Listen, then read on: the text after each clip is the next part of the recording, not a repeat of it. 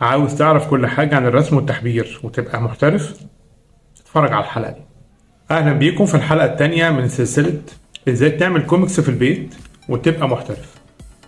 طيب خلينا نتفق إن التحبير هو مرحلة مهمة جدا، خصوصا في رسم الكوميكس، لأنه كمان بيتحدد على أساسه ستايل الفنان اللي بيرسم، بقدر أعرفه من ستايل التحبير بتاعه، وكمان شكل النهائي للقصة والكوميكس.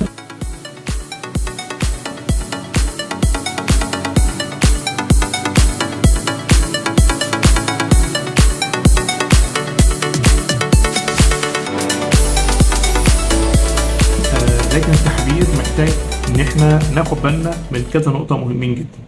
اول حاجة محتاج اخد بالي منها وانا بحبر هي مقاس الصفحة اللي بحبر عليه. وهعيد تاني، لو في حاجة هتطبع في كوميكس هطبعه انا محتاج مش اقل من 300 دي بي اي كجودة طباعة. تاني حاجة في التحبير مهمة جدا اراعيها هي المساحة اللي انا هشتغل عليها. المساحة مش هقصد بيها هنا الملف، اقصد بيها مساحة المكتب اللي انا قاعد عليه. بمعنى ان انا ابقى قاعد في مكان مهيئ ان انا اقعد احبر وانا مرتاح، ما يبقاش حواليا حاجات انا خايف ان انا لما اجي مثلا احبر بشكل في انسيابيه اخبط حاجه جنبي تقع، متوتر وانا قاعد. خد ابقى قاعد دايما وانا قاعد على المكتب، ابقى قاعد مرتاح، والمساحه اللي حواليا بيديني فرصه ان انا اعرف احبر بشكل كويس، ما بقاش قاعد متضايق او مضغوط او في حاجات كتير حواليا عامله ده زحمه. بعد كده انا محتاج اخد بالي وانا بحبر من قعدتي على الجهاز بتاع الواقم. محتاج اظبط ايدي على الشورت كات، ابقى عارف الشورت كات بتاعتي عامله ازاي. ليه؟ عشان ما تعطنيش وانا شغال وانا برسم او وانا بحبر.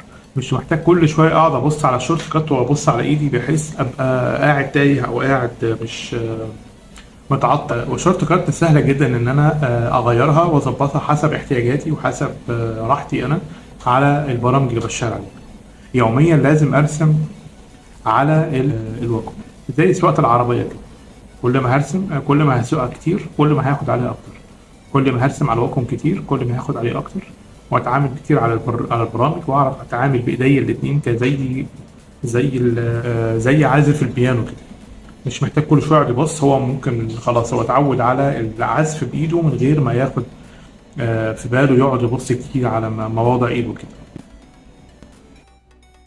بعد كده البرش اللي بشتغل بيها انا محتاج ان انا اظبط كذا حاجه فيه مهمين جدا. اول حاجه محتاج اشوف السمك بتاعها، بشوف اللاين ثيكنس بتاع البرش.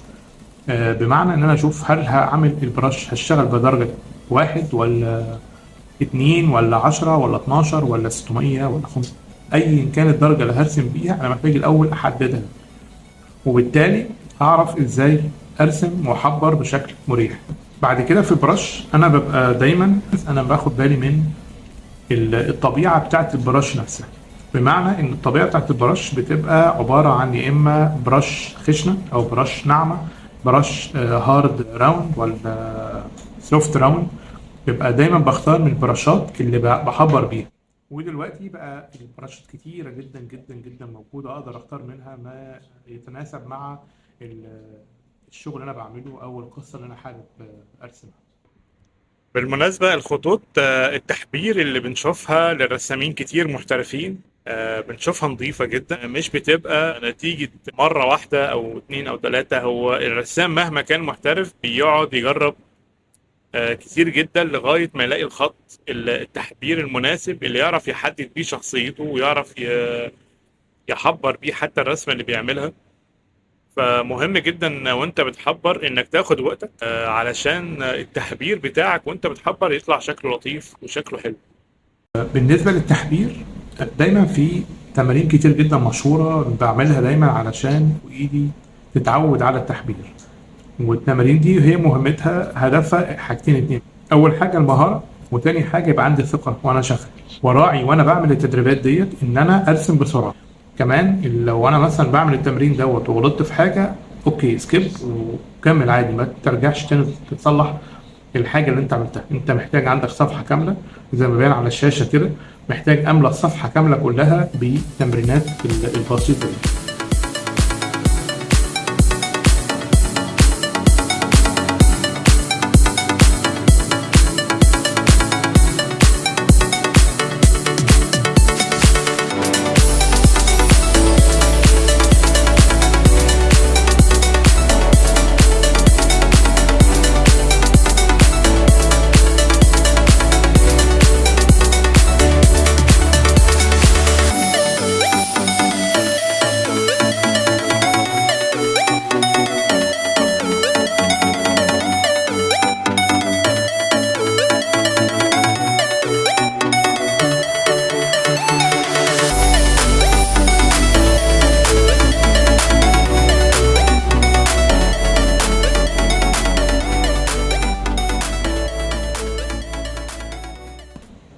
زي ما انا شايف هنا، انا اول حاجه بعملها بحضرها هو الفريم بتاعت كل مشهد، ومحتاج برضو اخد بالي من السمك او الثيكنس بتاع اللاين اللي بحضر بيه.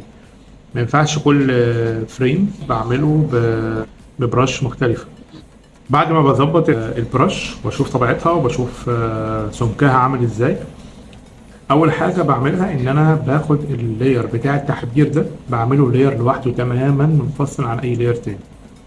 فزي ما احنا شايفين هنا هنلاقي السكتش على لاير مختلف، والتحبير بيكون على لاير مختلف، وكل واحد من الاثنين انا ممكن اميزهم مع بعض بلون مختلف. يعني اخلي مثلا التحبير بلون والسكتش بلون والالوان واللاير اللي عليه الوان بلون. ممكن كمان اعمل مثلا لاير خاص بس بالشخصيات كلها، الوان الشخصيات بس.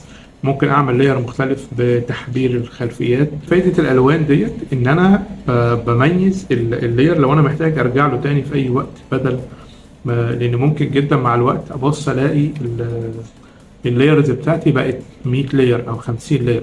فانا بقعد بعمل، بدل ما اقعد اعمل سكرول واقعد ادور على فين اللاير بتاع التحبير، انا ممكن على طول بالنفس بدرجة اللون بوصل له على طول. وكمان ممكن اعمل له اسميه انك، اسميه انكينج، اسميه تحبير بالعربي ايا كان، بس محتاج ان انا اميز كل لاير عن التاني عشان اعرف اوصل له بسهوله. بعد كده انا شخصيا بجيب اللاير بتاع التحبير ده وبعمل له، بغير في الخواص بتاعته وبختار مالتيبلاي.